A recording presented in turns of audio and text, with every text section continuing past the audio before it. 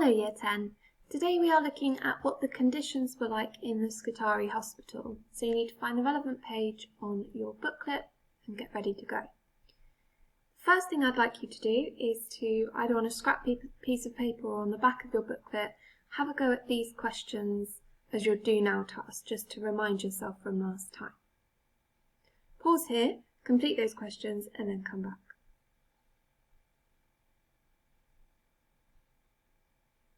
Okay, so hopefully you have completed those questions. The first question was, how long did it take to reach Scutari from Balaclava? Your answer there is anything from 4 days to 6 weeks. So if you got that correct, give it a tick. If you got it wrong, change it. If you didn't have it, add it. Question number 2, what was the Ottoman Empire? We should definitely have something about the fact that it was an Islamic superpower. That it ruled much of the Middle East, North Africa and Eastern Europe. Again, tick it if you got it right, change it if you got it wrong. And finally, what did Dr. John Hall call the conditions on the ship?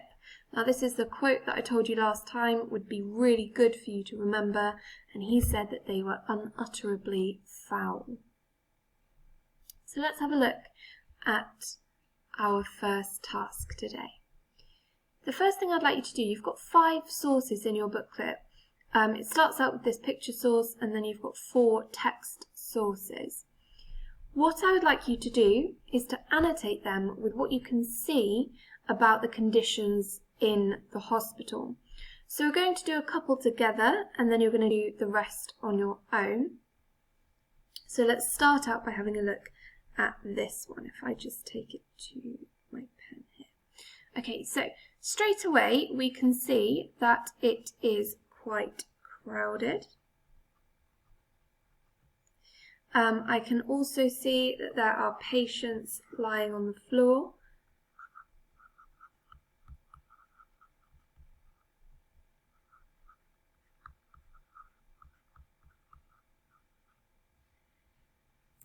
I can see that there is little lighting.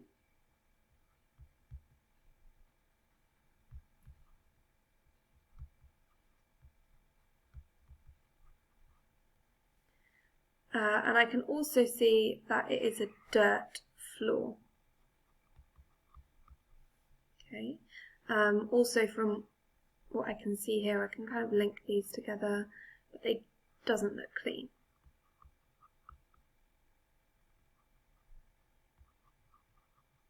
Okay, so once I've looked at what I can see, I then need to think about what I can infer from that, about how that's going to make the treatment of people better or worse. So let's think about the fact that it's crowded. That can mean that infection can spread quickly.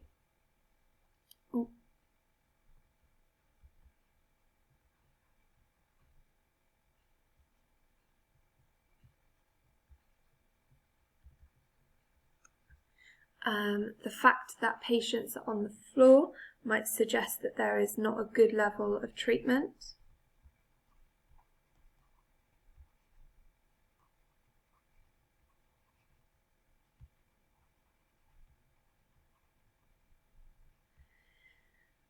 We've got dirt on the floor and the walls don't look very clean, so it might suggest that they're being treated in unhygienic conditions.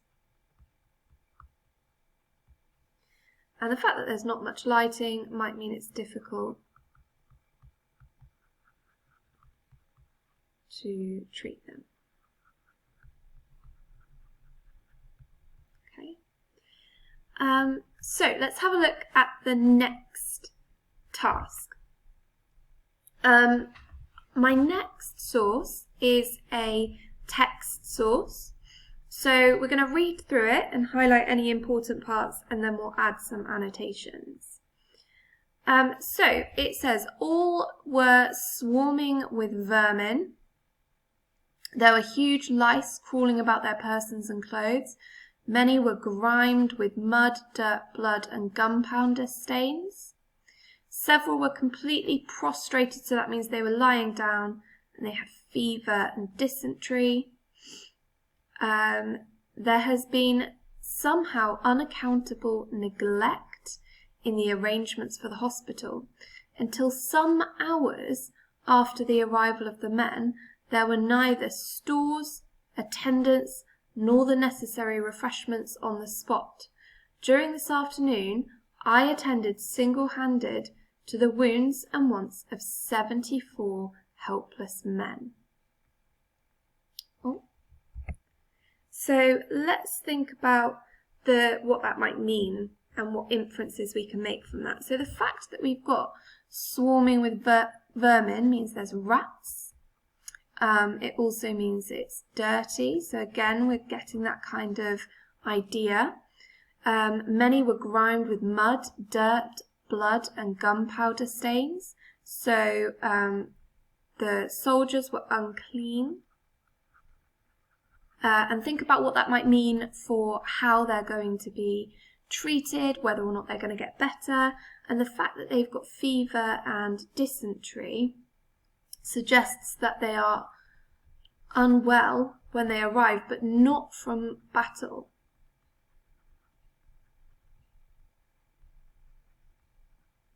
Okay. There had been unaccountable neglect in the arrangements for the hospital. So that suggests that the government hadn't planned for the hospital. Until some hours after the arrival of the men, there were neither stores, attendants, nor the necessary refreshments. So this suggests that they were left on their own for quite a while.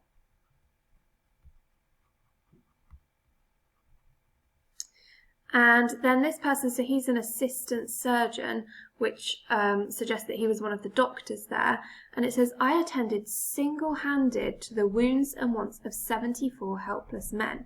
So this here suggests actually that they were quite largely understaffed.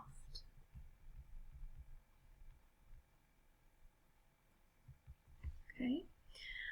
So what you're going to do is to complete the rest of those sources and see what you can infer about the conditions in Scutari Hospital. So pause here, then come back and complete the rest of the lesson. Okay, so hopefully you've annotated the rest of those sources. What we're going to do now is have a look at the information on the rest of the slides to add to the table in your booklet. So it's this table here that looks like this, and you're going to find out a bit of detail about each of these things, and then you're going to use your own ideas to consider why it was a problem. So the first one that we're going to look at is the standard of nursing. So this will be something that you should already know, but the standard of nursing was not seen as a profession or a skill. Nurses were regarded as graceless. It was seen as a really kind of down and out profession to be a nurse. Many nurses were untrained, unskilled. Often they had a reputation for being promiscuous or drunk. Some of that is to do with the fact that the services required were considered unseemly. So the fact that they had to undress the men to be able to clean them and wash them was seen as something that young unmarried women shouldn't do, and it was seen as a domestic service. So if we have a look at your booklet and go through what I'm expecting you to do, and then you can do the rest on your own as I talk through them. So the detail here that we're going to have a look at is the standard of nursing. So we know that nursing was not seen as a profession.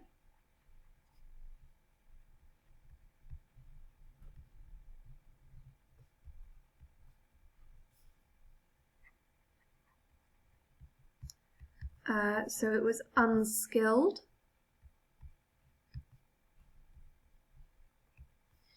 We've also got the fact that many nurses were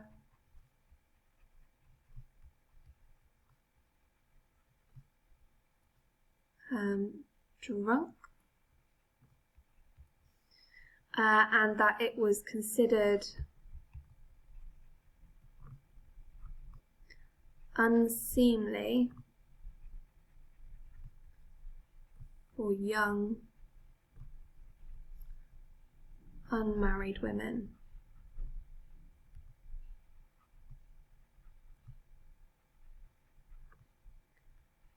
to be nurses. Okay, so let's have a think about why that might be a problem. So what that means is that we end up with women who are untrained,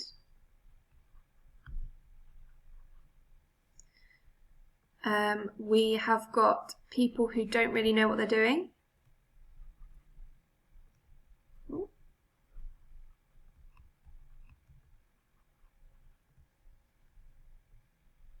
Where's my pen gone?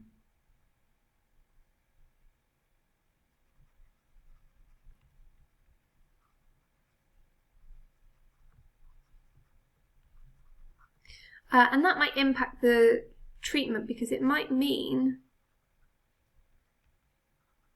that soldiers are more likely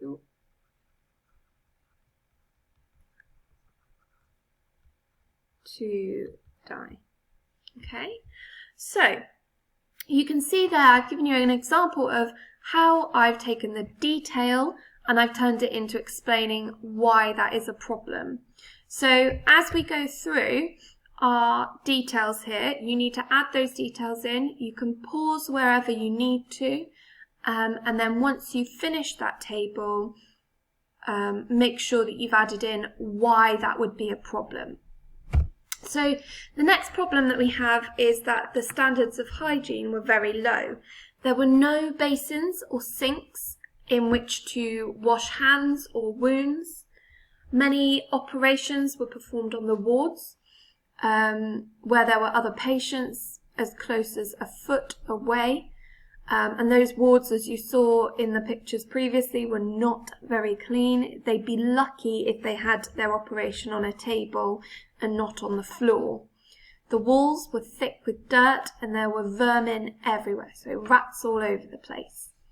So add in your details and then think about what problems that might mean, why that was a problem. So our next issue is the doctors and surgeons. So there was a huge shortage of doctors and surgeons, which you would have seen from the sources that you've looked at. So Lord Raglan, who was the commander of the British troops, actually believed that 4 doctors per 100 patients would be enough. Now, I don't know about you, but if I was one of 100 patients and I had that little amount of doctors tending to me, I wouldn't be particularly happy. In addition to that, the fact that there was a lack of anaesthetics, which meant that many procedures were carried out by restraining patients.